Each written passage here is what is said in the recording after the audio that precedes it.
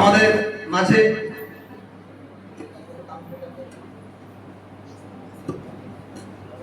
তার পরিবারের লোকেরা আছে, তারাও কথা বলবেন তাদের পরিবারের পক্ষ থেকে।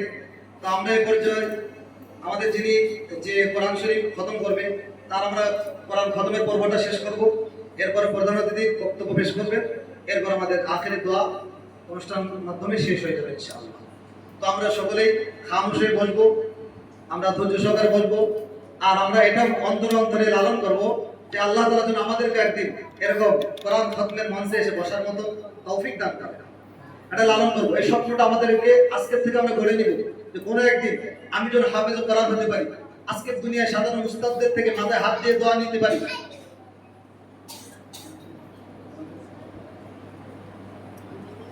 এরকম উস্তাদদের থেকে, অভিভাবকদের থেকে, মাদ্রাসার কমিটি মহোদয়দের উপস্থিতিতে থেকে সকলের কাছ থেকে যেন দোয়া নিতে পারি, এরকম আমার মধ্যে এই স্বপ্নটা আমি আজকের থেকে লালন করব। সবার মধ্যে এই স্প্রিয়া দেওয়ার জন্য, সকলের মধ্যে এই বীজ বপন করার জন্য আজকের এই অনুষ্ঠান। আশা করি আমরা সকলেই এই আশাকে সামনে রেখে আজকের এই অনুষ্ঠান যদি আমরা এটাকে অন্তরে লালন করতে পারি।